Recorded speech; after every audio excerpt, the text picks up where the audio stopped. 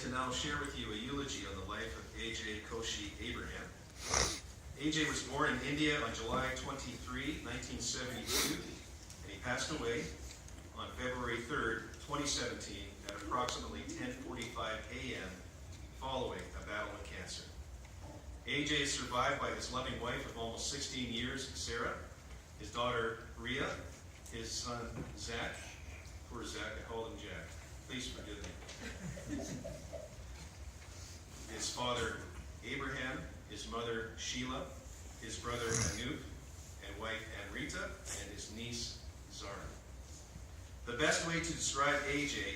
is that he was a very loving and generous man. He put his family first and placed them on a pedestal, treating them like gold, and often pampering them. A.J. was not one to say the word no to his own family, doing his best to give his family whatever their hearts desired. Other characteristics that describe A.J. is that he was a quiet man and a good, loyal friend. He was reflective, a man of few words, but when he spoke, his words were wise, profound, and listened to. Now, if you know A.J., you will remember his remarkable smile. Is that not one of the most key characteristics of the man? His smile was his defining hallmark, exuding genuine warmth and care and concern for all that he came into contact with. And along with his smile is something you may not be aware of, that at home, A.J. was a real prankster, always playing practical jokes on his family. Sarah's sister, Priya, in particular, seemed to be a particular recipient of his practical jokes. In addition, A.J. would often crack corny jokes with his family, and these were corny jokes of the groan-inducing variety. Those are my favorite, by the way. Let me give you a general timeline of A.J.'s life. As I mentioned, A.J. was born in India, but at a very young age, he moved to Kuwait in the Middle East with his parents and fraternal twin brother, Anoop, who will be speaking later.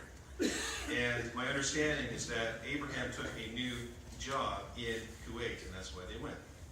And it was in Kuwait where A.J. grew up, spent most of his childhood and teenage years.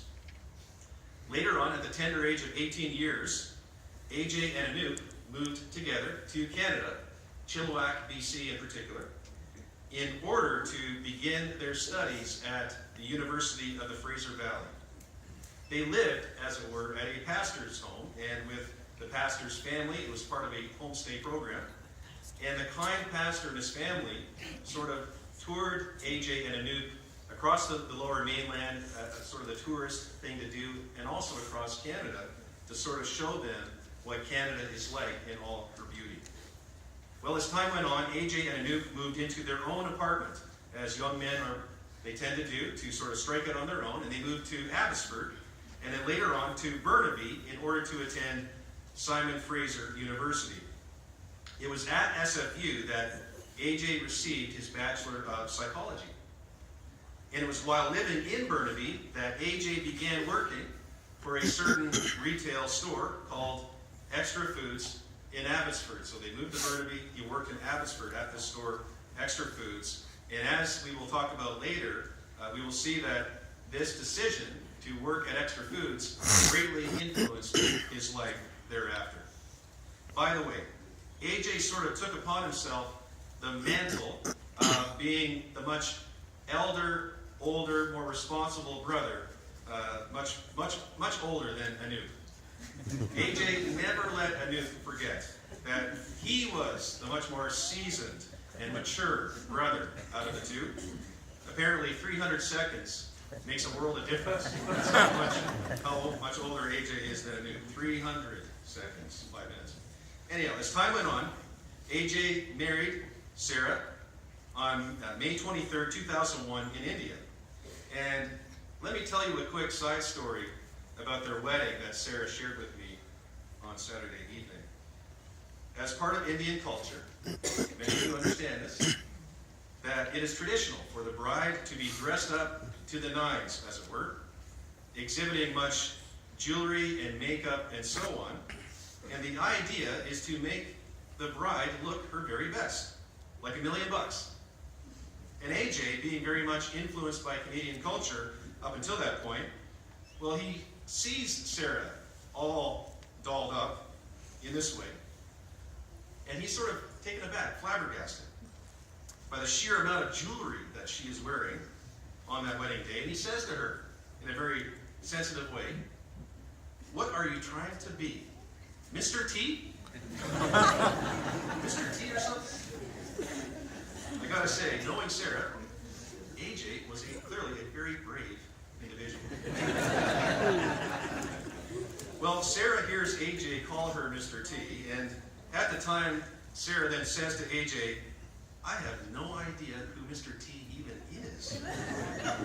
At which point, AJ replies, "Well, on our honeymoon, my mission is to find a picture of Mr. T or some footage of Mr. T to show you who this guy is." Well, as it happens, Sarah, I believe, on their honeymoon, they find some footage of Mr. T, and anyhow, they have a good laugh about that, and many laughs to come in the years ahead as they regale this story.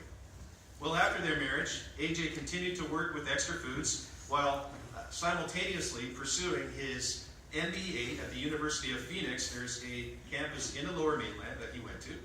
And one of the things that AJ wanted most was to become a dad, a father. And when Sarah was pregnant with Rhea, AJ was determined to finish off his MBA before Rhea came on the scene. And he managed to do this about a month before Rhea was born.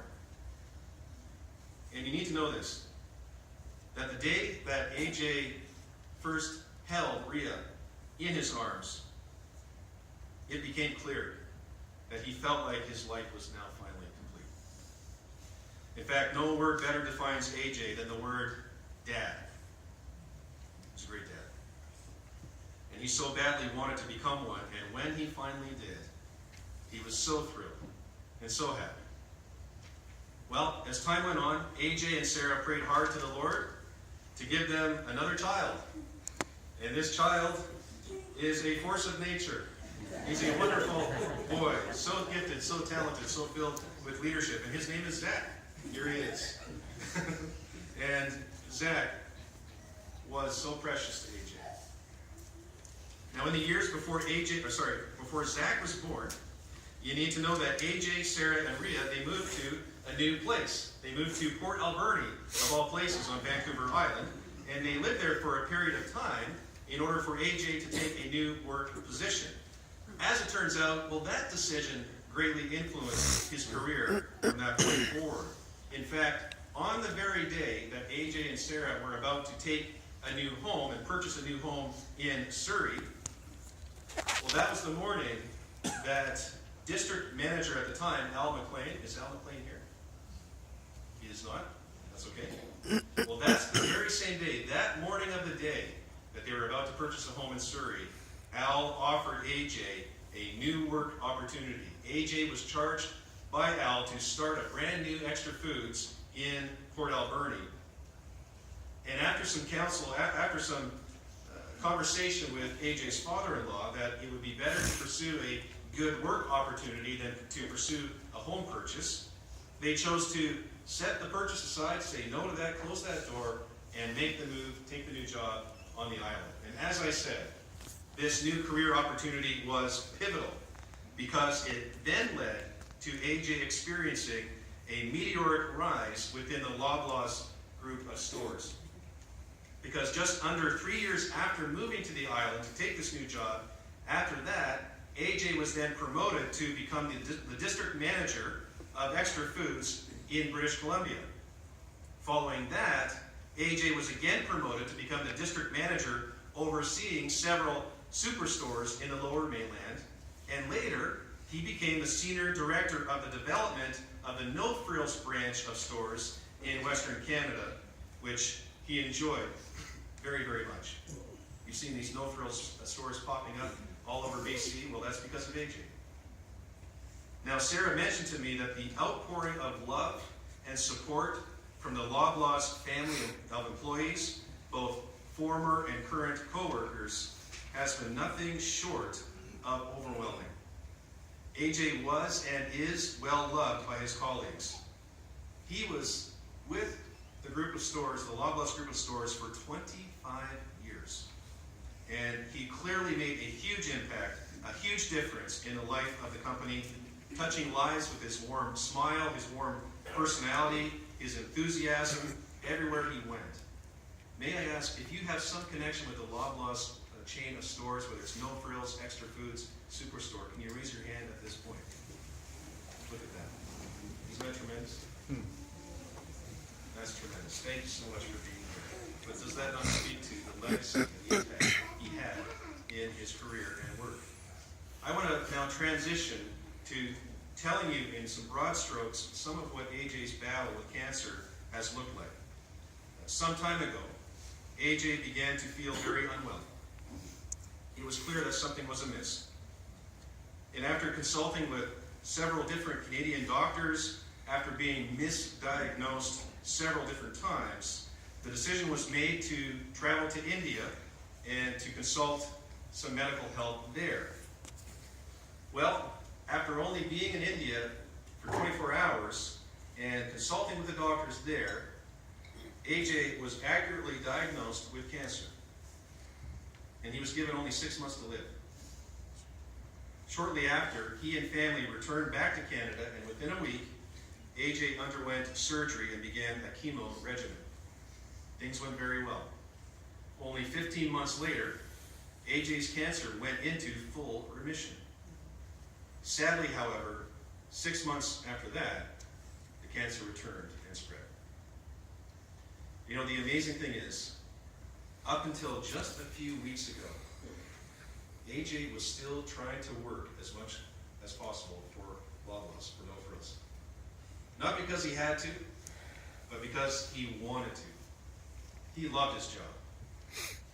And despite experiencing obvious limitations with his ability to work, his boss and his superiors insisted that AJ work as long as he wanted to, paying him fully as if AJ was in good and perfect health. And so the generosity and the understanding exhibited by the Loblaws group of stores is nothing short of astounding. Let me say that in looking at the last chapter of AJ's life, it was his faith in Jesus that sustained him. And in Sarah's eyes, and in the eyes, in my eyes as his pastor and friend, there is no doubt that he is currently with Jesus Christ. There is no doubt that his suffering and pain is now over, and that his full healing has taken place in heaven. Let me summarize this eulogy with Sarah's words about AJ. She said, "He was taken too soon. Too many people will miss him." All right. We are going to hear some remarks from family and friends at this point. And first, it is my honor to invite AJ's brother.